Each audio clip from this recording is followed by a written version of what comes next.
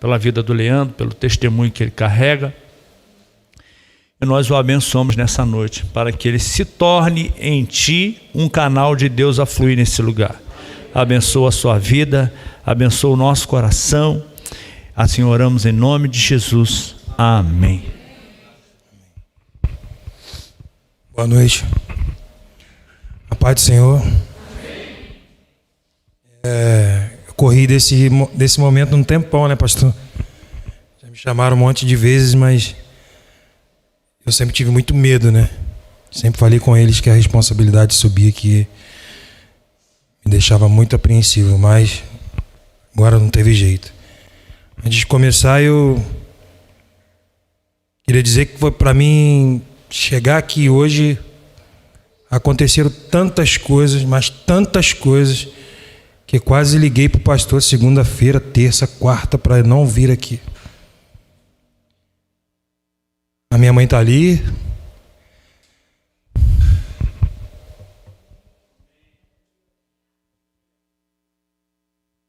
Ela sabe do momento que a gente está vivendo. Eu louvo a Deus pela vida da minha mãe. Fica de pé, hein, mãe. Louvo a Deus pela vida da minha mãe, porque ela nunca me jogou fora.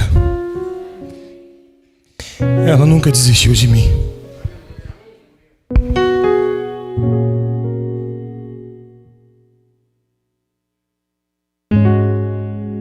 Eu acho que o motivo de eu estar vivo é por causa da minha mãe. Toda vez que eu estou passando por uma dificuldade, parece que ela adivinha, ela aparece na minha casa. Minha mãe, ela nunca me humilhou. Ela sempre fala assim: vamos lá, vai dar certo. Eu confio em você. E o motivo de eu estar aqui é porque eu precisava em vida retribuir tudo que ela fez por mim. Eu acho que as pessoas me olham hoje e elas não têm a dimensão do que eu vivi. Mas não é porque eu sou coitadinho, não. É fruto do que eu plantei. Um dia o pastor André, falava tantas coisas para ele. Ele falou assim: Leandro, pare de dar desculpa por aquilo que você não quer mudar. Você lembra? Há 4 anos atrás. E eu fiz questão hoje de vir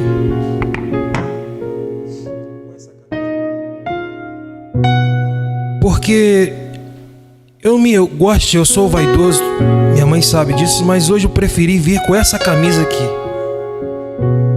porque foi daqui que eu saí. Há 4 anos eu sou uma outra pessoa por causa de um centro de recuperação. Eu costumo dizer que eu tive que ir pro chiqueiro, né?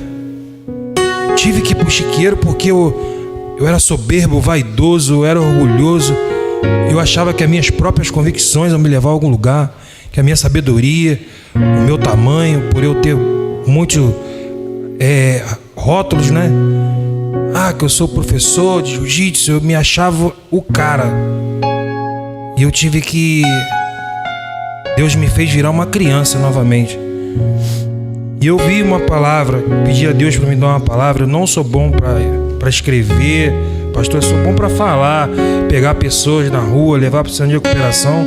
Então, se eu errar, vocês me peçam desculpa para vocês, mas eu vou tentar dar o meu melhor.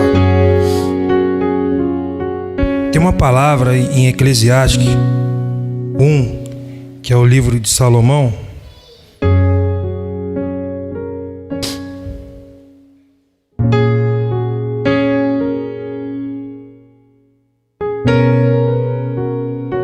Eclesiastes 1:2, que diz assim: que grande ilusão, que grande iniquidade, nada faz sentido, diz o Senhor.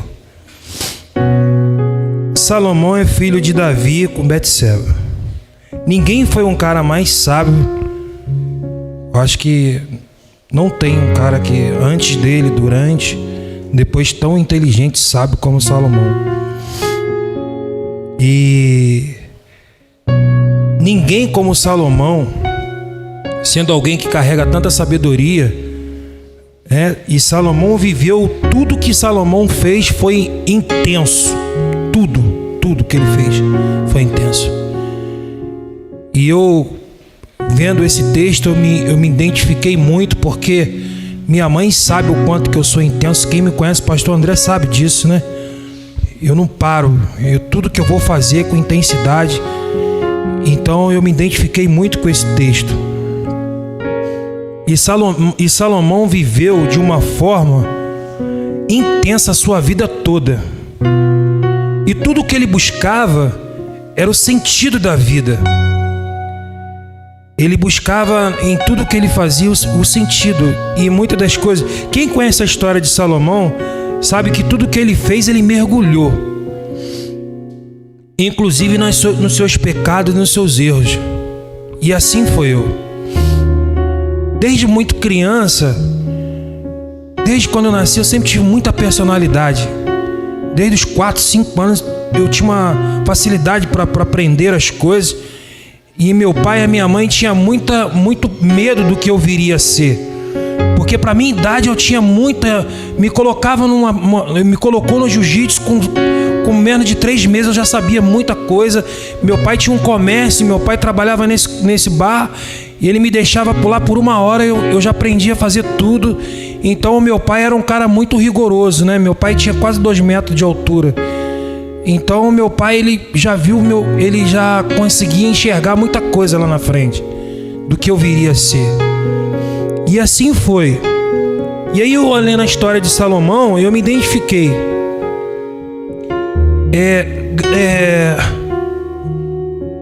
Salomão era uma pessoa de tanta capacidade para fazer as coisas que ele me impressionava com a sua inteligência. E eu também era assim. Em todo lugar que a minha mãe me colocou, porque eu era muito impulsivo, intenso, eu não parava ali, me botava no lugar, eu não tinha paciência para ficar num lugar, tudo era cara, eu andava 220 todo dia. E assim foi, eu fui criando uma personalidade e achando que eu era melhor do que todo mundo. Eu cresci assim. Então, meu pai era um cara muito agressivo. Não era que ele era agressivo, a vida foi agressiva com ele. Tudo que ele fazia, ele tinha que apanhar também. Então, o que ele foi levado para nós é que se a gente não trabalhar, eu e meu irmão, a gente não ia ter nada. E o modo do meu pai nos criar era agredindo. E tudo que nós fazíamos de errado, ele batia em mim e no meu irmão. E não era bater fraco, não, era... A minha mãe não tinha autoridade sobre meu pai, porque meu pai achava que o certo era bater na gente. E tudo que a gente tinha que fazer era sob pressão. Eu e meu irmão, desde os 8 anos, a gente tinha muita responsabilidade. Meu pai tinha um comércio, a gente tinha que carregar bebida. Por exemplo, quem conhece o supermercado Rodrilar? Eu e meu irmão tinha que carregar bebida de lá do Rodrilar até lá em cima na comunidade do Neilo, nas costas. E depois, quando dava meio-dia, a gente tinha que ir para a escola. E no outro dia, meu pai também era motorista de gás, ele deixava 40 bujão de gás para a gente carregar. Era 20 para o meu irmão e 20 para mim. E se a gente não carregasse aquilo, a gente apanhava. Mas não que meu pai era uma pessoa ruim. Hoje, graças a Deus, eu perdoei meu pai. Porque ele queria me ensinar o que era a realidade da vida. Porque nada era fácil. E eu cresci com essa mágoa do meu pai. Porque eu apanhava, porque ele me batia. E com o tempo eu comecei a me revoltar com isso. E aí, olhando o livro de Salomão, eu vejo que em Eclesiastes 2:3, se vocês puderem ver.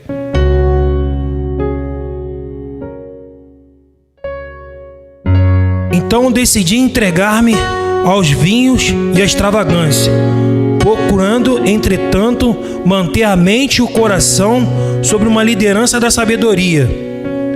Eu desejava descobrir que, de fato, vale a pena debaixo dos céus, durante esses poucos anos, um ser humano vive sobre a terra. O que eu vejo aqui? Se eu tiver errado, vocês me corrijam, por favor. Eu tentei preencher muitos vazios que eu tinha com álcool, com drogas, porque o meu ambiente familiar era só de trabalho. A minha mãe, Ela trabalhava um dia sim, um dia não no hospital.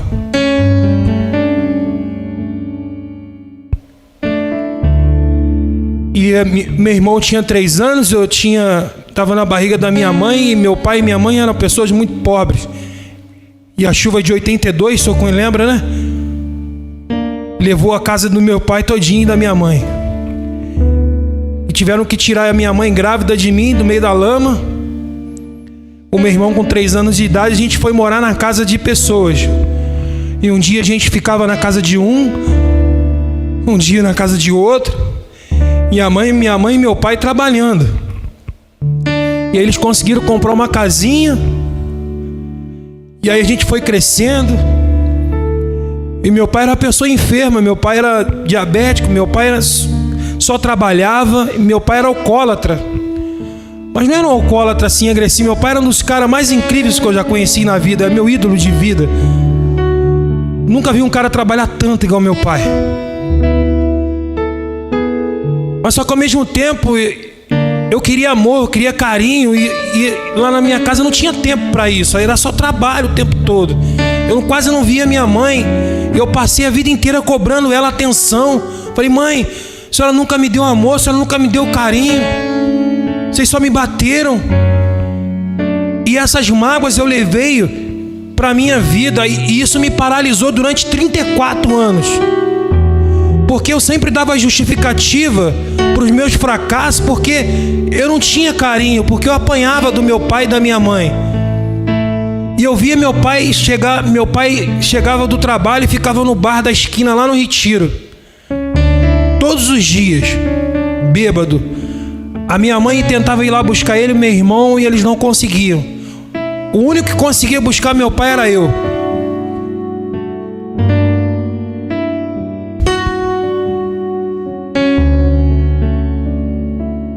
E eu falava, pai, vamos embora. Aí ele disse, é meu filho Leandro. Ele só conseguia falar que me amava quando bebia. E eu, vamos embora. Com muito custo eu levava meu pai para casa. Então eu assisti o álcool dentro da minha casa, violência. E eu cresci assim. Mas meus pais eram pessoas mais honestas que eu já vi na vida. Minha mãe é a pessoa mais correta que eu já vi na vida do meu pai. Mas as surras eram por amor, era para me fazer ser um homem que eu sou. Eu cometi muitos erros, mas eu nunca roubei nada de ninguém, nunca fiz nada. O mal que eu fiz foi para minha vida.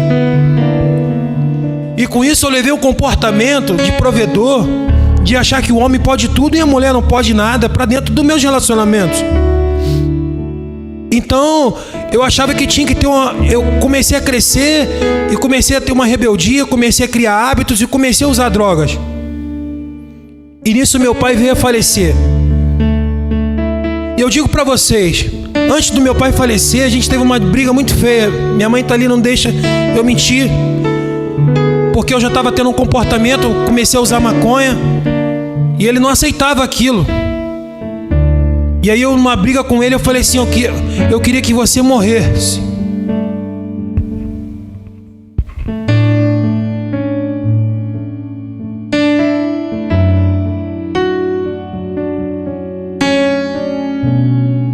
Eu falei pro meu pai, eu queria que tu morresse. E na outra semana ele morreu.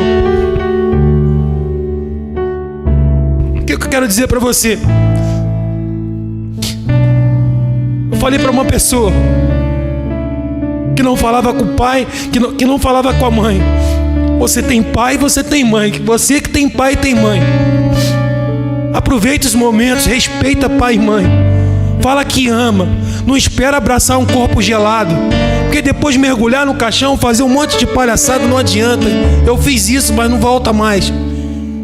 E eu deixei de viver grandes coisas por causa de mágoas, por causa de não perdoar. Obrigado. Por causa de não perdoar, e aquilo paralisou a minha vida durante anos. E aí eu fui cometendo um monte de erros atrás de erros. Eu fui passando dos limites em tudo, como Salomão, fui intenso, fazendo tudo. E eu fui criando falsas alegrias. E alegrias Não é nada disso comprar carro, não é ir para baile, não é usar drogas, não é preencher esse vazio com necessidade, com relacionamentos. O vazio é o Espírito Santo de Deus, só Ele que preenche. Só Ele. E eu vou explicar para vocês por que aconteceu.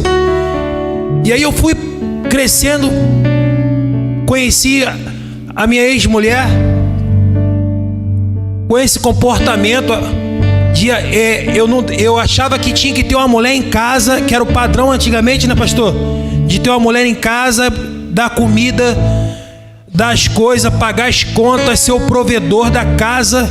Só isso bastava. E eu poderia ter um monte de mulher na rua.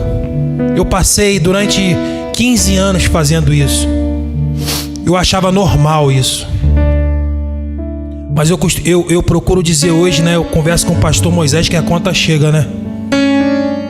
Não pense você que você vai passar a vida inteira traindo, enganando, mentindo e a conta não vai chegar. Então eu sempre dava justificativa para minhas traições, para os meus enganos, para minhas mentiras, para o meu vitimismo. Eu dava desculpa porque eu apanhei, porque eu me apanhava, porque eu nunca tive amor, nunca tive carinho. Não, negativo. Quantas pessoas são órfãos, quantas pessoas não têm pai, né? E nem por isso se drogaram, fizeram isso. Mas na verdade, eu não queria desconstruir os meus defeitos de caráter e de comportamento. Então, quando chegou um tempo que eu comecei a me drogar, eu passei a não usar mais maconha e comecei a usar cocaína. Maquiada, né? A gente maquia, né? Durante um tempo. Você tem um controle sobre a droga. Aí depois você vai aumentando, ela vai te dominando. E com isso meu problema não era só a dependência química que eu descobri depois de 20 anos. Meu problema era muitas coisas que precisavam ser trabalhadas. Eu descobri que eu tinha que perdoar, eu descobri que eu tinha que desconstruir os defeitos de caráter, parar de mentir, de enganar, de manipular. Eram várias coisas que eu tinha que fazer. E com isso veio a drogadição, a dependência química, ela é progressiva, né? Ela começa, né? Todo mundo começa na maconha, então quem tem esse papo que maconha é medicinal, nada. Pra mim, particularmente, é o começo de tudo. É o começo para te encorajar e ir pro buraco. Não vai nessa conversa fiada que maconha é normal, negativo. Foi lá que tudo começou. Desculpa, mas assim é o meu pensamento. E aí eu comecei a me drogar constante.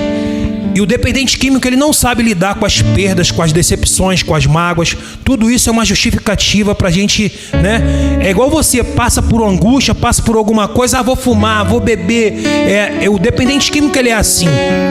Eu arrumo um problema com a esposa, uma briga, um problema no trabalho, vou tomar uma cerveja, daqui a pouco ele se manipula, tá se drogando. Era assim que eu fazia. E fui fazendo esse movimento durante muito tempo. Eu não conto isso para vocês terem pena de mim. Não. Só quem convive com dependente químico é que sabe o que é, né, pastor André? A luta que é. As humilhações que a gente faz as pessoas passar. Eu humilhei a minha família. Eu humilhei a minha ex-mulher. Eu nem sei como é que ela fala comigo até hoje. E eu fiz muita gente sofrer. E a conta chegou. E um belo dia, a minha ex-mulher, de tantas insanidades, de tantas coisas que eu fiz, ela foi embora. Porque entre isso, não era só a dependência química, era ter mulheres na rua, era um comportamento totalmente intenso, assim como Salomão. Salomão casou mil mulheres, e nada disso fazia sentido para ele. Nada disso fazia sentido para ele. Eu tentei fazer sentido nas drogas, eu tentei ter sentido em comprar coisa, vaidade, tudo vaidade. Eu sempre quis ter roupa, tênis caro, carro caro. Eu sempre quis fazer que a minha vida tivesse sentido em coisas. E eu te falo, se você quer fazer alguma coisa, para. Se você quer ter sentido em coisas, se você quer ter sentido, se você está fazendo muita força para alguma coisa ter sentido na sua vida, deixa embora. O que faz sentido na nossa vida é Deus. Eu descobri isso por quê? Não porque me falaram de Deus, que Jesus é bom, que Ele cura. Não, eu tive que sangrar para mim chegar um pouco, com muita humildade, nesse pouco entendimento do que é certo, do que é errado. Eu tive que tentar o suicídio, eu tive que virar mendigo. Eu tive um momento muito difícil na minha casa. Eu decidi que eu queria morrer. Eu tentei morrer de tudo quanto é jeito. Priscila, minha ex-cunhada, tá ali, minha mãe. Foi uma das pessoas que eles não acreditavam no que estava acontecendo. Porque eu sempre fui no esporte, sempre fui de motivar as pessoas, sempre fui um cara ativo e ninguém entendia aquele momento que eu estava vivendo. Mas muito daquilo que eu estava vivendo na dependência química dependia de muita coisa para ser trabalhada. Primeira coisa que eu tive que fazer, dar o primeiro passo. Admitir que eu era impotente perante as drogas, que eu perdi o controle da minha vida e que eu precisava de ajuda. Enquanto eu não fiz isso, eu sofri durante 22 anos mais ou menos nas drogas e no álcool. E o primeiro passo para tudo na vida é muito difícil. Você admitir que você é arrogante, que você, todo mundo te dá um retorno, fala o que você é, você vira o rosto e você não acredita. E eu sou uma pessoa que eu tenho muita personalidade. Até os pastores, quando eu estava novo convertido e eu trabalhando com o centro de recuperação, eu tinha uma opinião, eu ficava cobrando, eu brigava com ele no telefone. E é assim, e eu tenho que ter pessoas como o pastor André, como a minha mãe, para me dizer a realidade, porque senão eu tenho tanta impulsividade que eu acabo acreditando nas minhas convicções, e às vezes ela estava errada. E aí eu fui parar no centro e eu fui num colapso de droga, de álcool e de remédio. Eu saía, gente, de carro, eu não sabia onde deixava o carro. Eu não sabia onde deixava o carro. De tão alucinado que eu ficava. Eu cheguei um dia na BR-040 descendo pro Rio. Eu parei o carro numa descida assim. E eu chorando, com muita droga em cima do capô assim, do carro. E eu tentava acelerar o carro para jogar o carro e o carro não saía do lugar. E eu acelerava e o carro não saía do lugar, você acredita? De repente só parou um caminhoneiro, eu sozinho chorando. Eu tinha perdido tudo, emprego, dignidade, respeito. Eu queria morrer. E o caminhoneiro parou, buzinou. O cara saiu do nada, me abraçou, me puxou assim: o que tá acontecendo, meu amigo? E eu não conseguia falar. Ele: cara, não faz isso com a tua vida não, cara. Olha, pegou aquelas coisas, jogou fora. Pô, vem descendo atrás de mim aqui que eu vou parar o caminhão lá, tu toma uma água, vai pra tua casa. E o cara desceu a serra devagarzinho comigo, parou lá no posto, me deu uma água, falou do amor de Deus comigo. Falou: Deus tem um plano na tua vida, enquanto ele não se cumprir, tu não vai morrer. Eu nunca mais esqueço disso. E eu não sei como é que eu cheguei em casa. E ali eu não conseguia mais ter raciocínio de nada, porque, como eu falei pra vocês, a decepção pra mim, que sou dependente químico, e eu tenho uma carência afetiva normal, que é difícil pra mim. E eu cheguei em casa, um dia me tranquei em casa, eu usei tanta droga, tava tomando remédio que minha mãe tava me levando pro psiquiatra, eles tentaram de tudo. Eu invadi o comércio do meu irmão na época, peguei a bebida, tomei tudo e comecei a ter uma alucinação muito grande. E eu falo pra vocês, quem tá nos assistindo, quem tem algum parente que usa droga, não brinca com drogas. E aí eu tive um surto psicótico. Eu comecei a ter alucinações, achar que tinha um monte de gente querendo me matar. Eu falava coisa com coisa.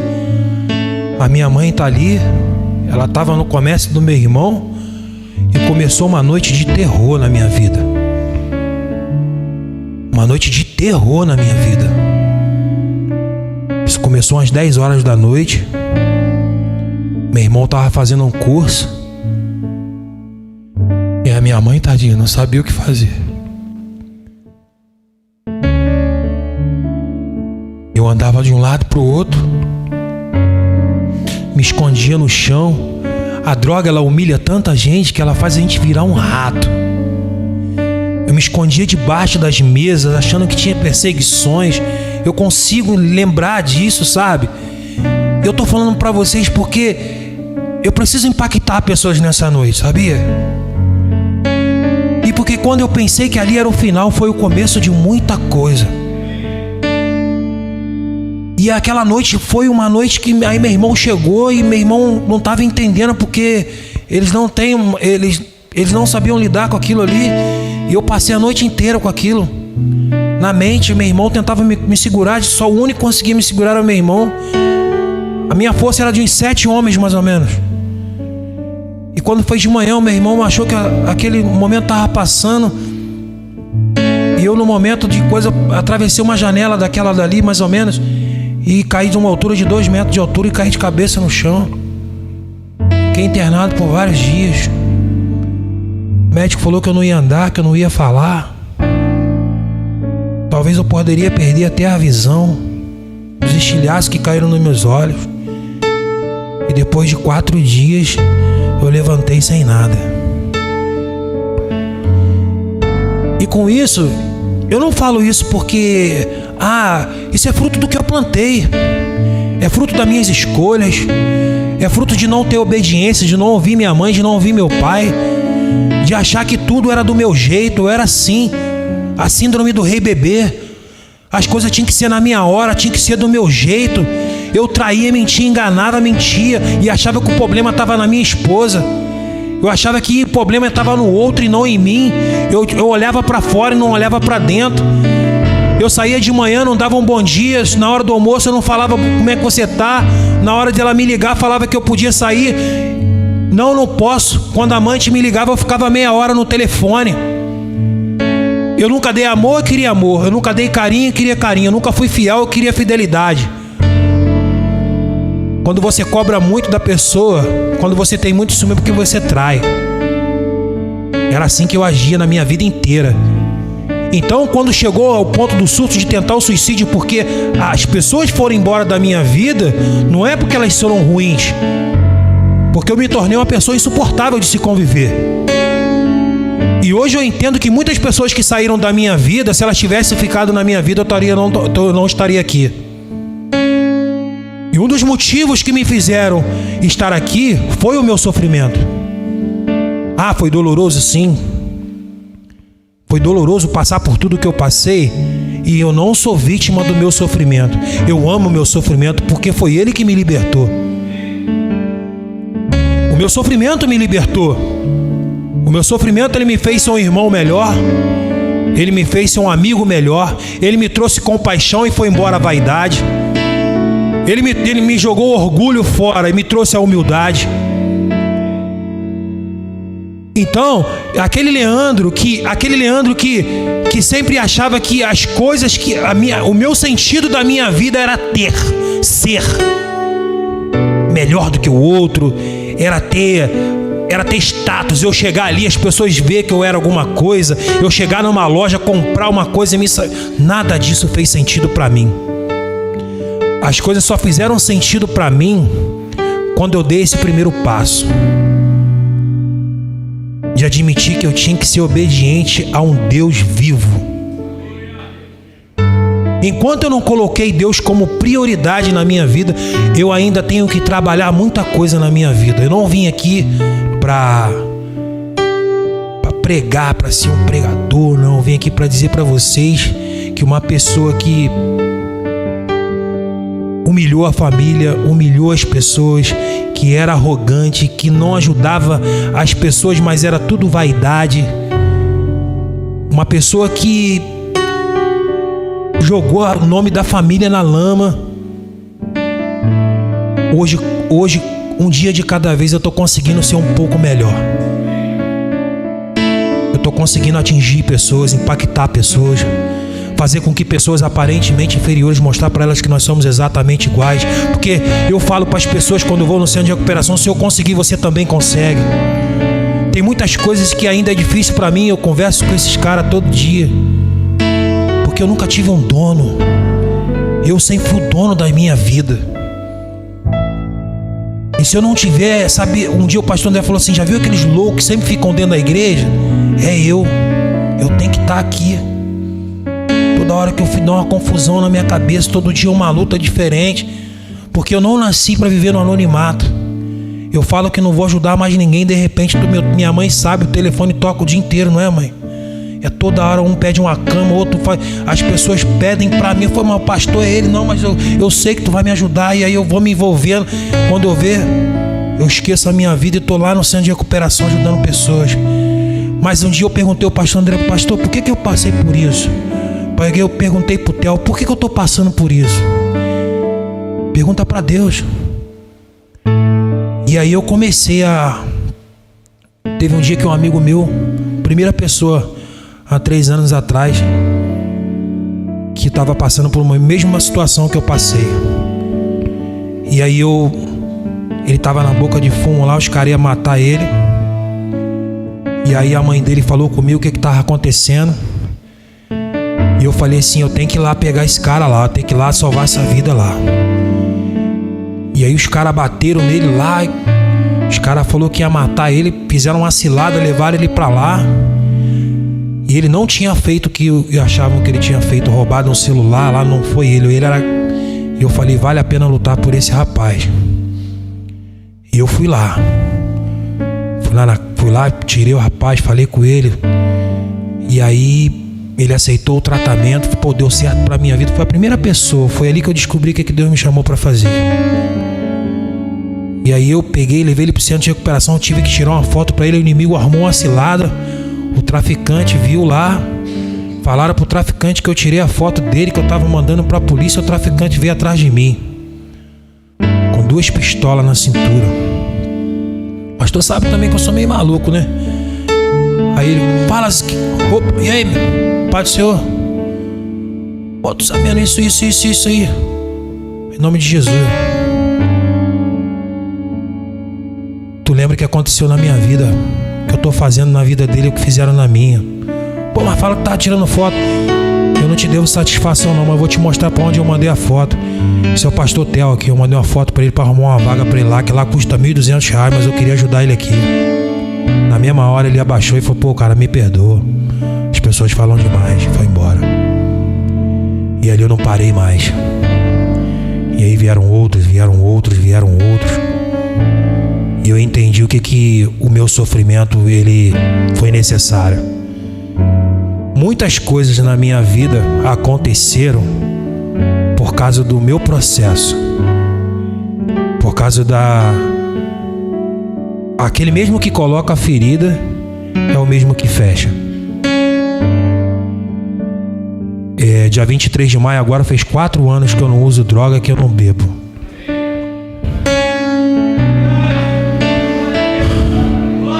Quatro anos. E muitos disseram assim pra mim, ó, lá na minha comunidade: o Ziquinho vai morrer, dona Ana.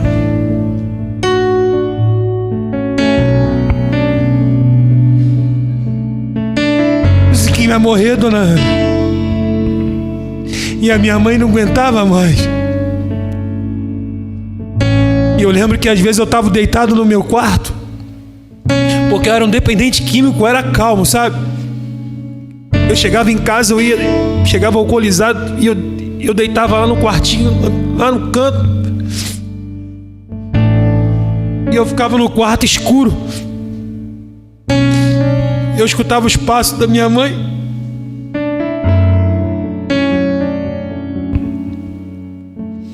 E ela botava a mão na minha cabeça assim. E eu escutava o choro da minha mãe, mas eu, mesmo ali naquela condição. E foram noites e noites a gente assim.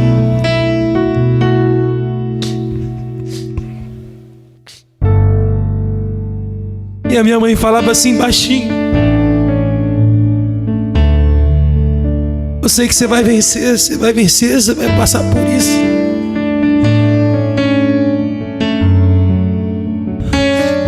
Eu vivia pra mim. Eu não enxergava a minha mãe de jeito nenhum. E o meu sofrimento trouxe a minha família de volta.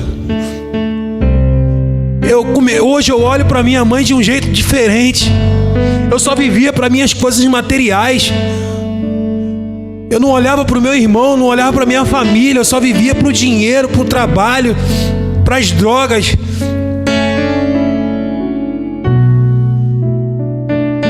E hoje não, hoje eu faço questão de honrar minha família. Depois que o meu pai foi embora, o meu irmão começou a me espancar. Foi outra coisa na minha vida. E aí a mágoa que era do meu irmão, do meu pai, passou pro meu irmão. E meu irmão e meu pai são dois gigantes, né, irmão? Os caras pegavam firme, entendeu? Mas eu também era 220, só dava problema. A gente é assim, a gente coloca a culpa nas pessoas pelos nossos defeitos. A gente não quer ser corrigido. Eu era assim, eu não queria obedecer ninguém, a vida tinha que ser minha. E os dois, ó. E aí eu me manipulei, comecei a achar que eles eram culpados de eu estar onde eu estava. Nada, era eu. E quando eu tava e quando eu fui pro centro de recuperação, no dia 23 de maio de 2017, eu cheguei lá com comportamentos totalmente que eu falei pra vocês. Eu não sabia o que era sentimento de posse, obsessão, possessivo. Eu não sabia nada disso. Eu ouvi falar que era isso. E o Theo, uma das pessoas mais incríveis que eu já conheci, ele foi o único cara capaz de me dizer quem eu era. Ele foi um cara capaz de me confrontar, falar na minha cara quem eu era de verdade. Cheguei lá, quando a gente chega no centro de recuperação, né, pastor? Chega puxando a carrocinha, né? Cagado, mijado. Aí passa uma semana, duas, já começa, né, Felipe? Vira o Rei Leão, né? Começa a falar da comida, que aqui a cama não é boa. Na rua, toma copo de cachaça na mão de todo mundo. No centro de recuperação, quer leite, quer Nescau. Cheguei lá com esse conceito do rei bebê, né? E o Theo um dia chegou pra mim e falou assim: por eu ser formador de opinião, por eu ser me rotular, né? Ele disse: meu irmão, hoje você não é nada. Você só tem essa muda de roupa e essa colchão pra dormir. Eu falei: pô, vou pegar esse cara aí.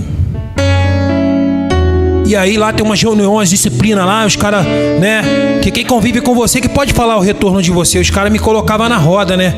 E você é analisado por todo mundo que convive com você. E conviver comigo não é fácil, gente. Eu sou um cara complicado, né, pastor? E aí os caras botaram eu pra sentar na mesa lá, no meio. E aí, gente, o que o Leandro precisa trabalhar? Fala, não deixa ninguém falar, marrento, não deixa, ronca de noite, quer ficar com a luz ligada, tudo tem que ser do jeito dele. Me falaram mais de 10 coisas, mas me detonaram. Possessivo, não sei o que. Senhor, e aí eu comecei a chorar, fui pro quarto, falei: pô, os caras não gostam de mim não, o que é isso, o que tá acontecendo? Mas não era. Eu descobri o que me levava a usar drogas, o que leva a gente a ficar preso a algumas coisas, é os nossos defeitos de comportamento, nossos defeitos de caráter. Que a gente quer parar com alguma coisa, mas não quer mudar outra. E quando eu entendi que eu tinha que mudar o meu jeito de ser, porque eu me manipulava. Às vezes eu arrumava uma briguinha aqui, um comportamento ali. Tô chateado, vou tomar um copo de cerveja, mas eu já sabia que eu ia usar cocaína. Então eu falei: eu tenho que aprender. E pessoas começaram a me dizer quem eu era, o que eu tinha que fazer. Que aquele jeito intenso, como tudo que Salomão fazia era intenso, eu tinha que aprender a viver de novo. Eu tinha que aprender a respeitar as pessoas. Eu tinha que aprender a andar conforme as coisas têm que ser. E eu concluo para vocês dizendo assim, tá na hora, né, pastor? Dizendo para vocês assim: valeu a pena sofrer. Valeu a pena renunciar a algumas coisas. Eu continuo ainda trabalhando algumas coisas, mas tem coisas que eu não negocio. Álcool e drogas são uma delas. E uma das pessoas que Hoje eu queria aqui agradecer por tudo que ela fez na minha vida, pelo amor que ela fez por mim. Graças a Deus, em vida eu consegui. Vem cá, minha mãe. Vem cá.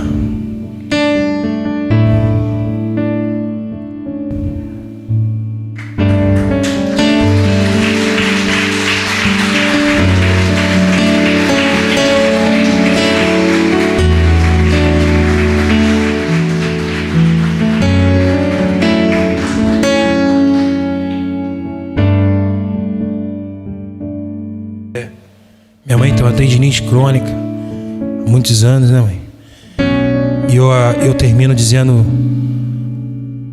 por mais que você passou qualquer tipo de processo, se alguém te feriu, a Aline deixou uma mensagem aqui sobre perdão semana passada, e quando eu perdoei meu pai e meu irmão, a minha vida foi outra. O perdão é a coisa primordial para você se libertar. E eu queria terminar, eu não canto muito bem, mas uma canção quando a gente ficava junto lá, né, mãe? Do Lázaro, né? E a gente sempre chorava junto, eu e a minha mãe, a gente cantava junto. Era assim: eu me lembro do conforto que era o colo da minha mãe. Eu me lembro da oração pedindo pra multiplicar, do alimento tão suado e tão sofrido. Eu me lembro quantas vezes eu chorava. Eu me lembro da labuta que era a vida do meu pai. Eu me lembro, madrugadas ouço passos, ele levantou. Tão sofrido e tão enfermo, mas tem que lutar. Eu me lembro, o meu pai dizia: filho, as tristezas que eu passei você não vai passar. Eu me lembro,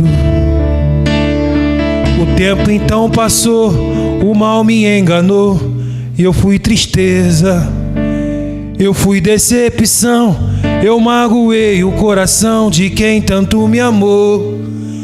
E no momento que eu estava ali sozinho, numa estrada só de lama e espinho, eu me humilhei, me arrependi, e então voltei. Me perdoa, mãe, por tudo que eu fiz.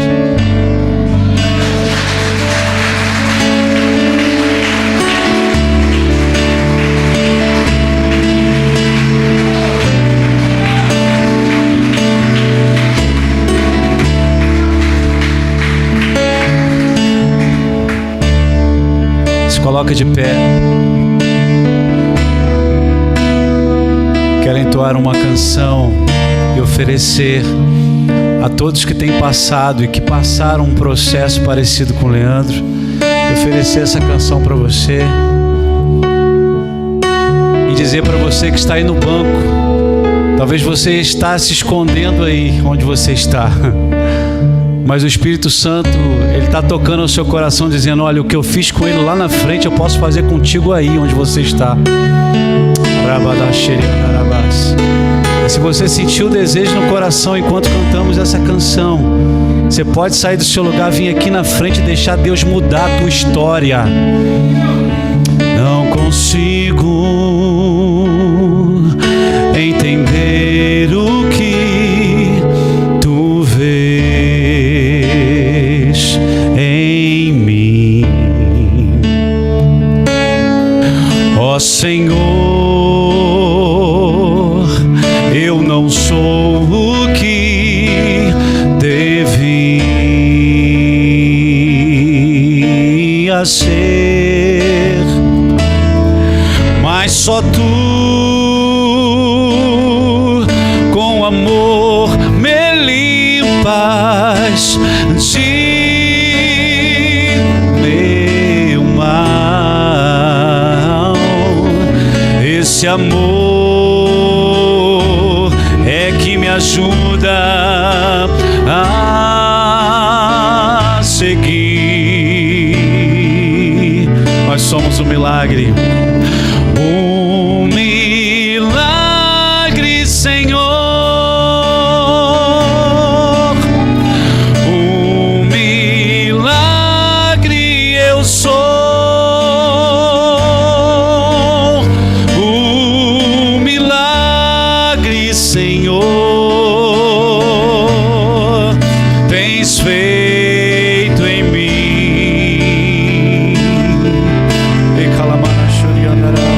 Até findar meu viver,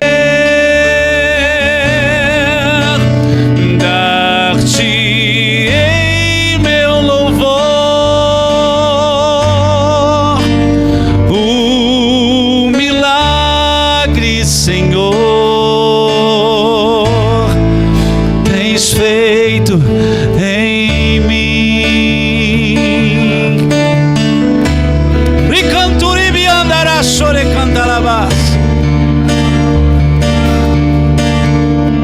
Vê se não é assim, Zequinho, olha. Em caminhos de perdição andava eu, mas com amor tu traçaste um plano para mim. Sim, Senhor, e respondestes a minha oração de fé, Senhor. Desde então, só a ti pertenço eu. Cantemos todos, nós somos um milagre. Um milagre, Senhor. Um milagre eu sou. Um milagre, Senhor.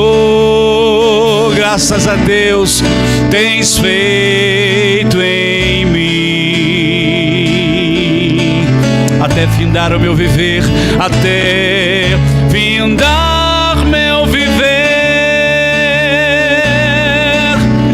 dar-te-ei meu louvor. O milagre, Senhor, tens feito em mim. Sim, o milagre tens feito em mim. Eu não era nada, era uma folha caída no chão, mas o Senhor me encontrou e me disse assim: filho, agora tu tens um pai, tens uma família, vinde a mim, vinde a mim, vinde a mim. Oh, nunca mais te deixarei órfão. Eu sou teu pai, eu sou teu Deus, eu sou o dono do milagre. Um milagre meu, um milagre, um milagre, um milagre tens feito em mim.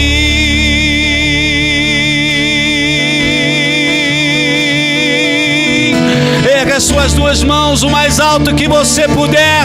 Agradeça a Deus e diga: eu sou um milagre teu, Senhor. Diga: eu sou um milagre teu. Quando ninguém dava nada por mim, Senhor, o Senhor me encontrou quando eu estava na sarjeta, Senhor, no lamaçal do pecado. Foi o Senhor que me abraçou, foi o Senhor que me limpou, foi o Senhor que me chamou pelo nome e disse: tu tens um Pai, vinde a mim todos vós que estáis cansados e sobrecarregados, e eu vos aliviarei. Você pode glorificar ao Senhor e aplaudi-lo com a mais força que você puder nessa noite, com a força do seu braço, com a força do seu coração, com a força da gratidão pelo Senhor ter te tirado das trevas e te colocado nessa luz poderosa. Deus te abençoe. Forte, hein? Forte, hein? Até o Lázaro quis cantar. Meu Deus, faz outra coisa na tua vida, em nome de Jesus. Aleluia. Eu me lembro que o teu ministério é fazer outra coisa. Amém. Muito obrigado. Deus abençoe. Estenda as mãos para cá. Vamos orar por essa família. Fica aqui, minha coisa rica. Qual é o nome dela mesmo? Dona Ana. Nome da minha filha, Ana Clara. Ei, Cacala aí. Dona Ana. Segue o espaço da Dona Ana. Seja uma mulher vitoriosa. Tá bom, minha filha? Estende as mãos para cá. Pai, muito obrigado, Senhor, porque o instrumento que o Senhor quis usar nessa noite foi alguém que estava longe, foi alguém que estava humilhado, alguém que estava sujo, mas o Senhor limpou, o Senhor levantou e trouxe ele aqui hoje. Senhor, o inferno fica furioso porque o céu está vibrando, Senhor eterno. O nome do Senhor tem sido glorificado nessa noite na vida de muitas pessoas que se identificaram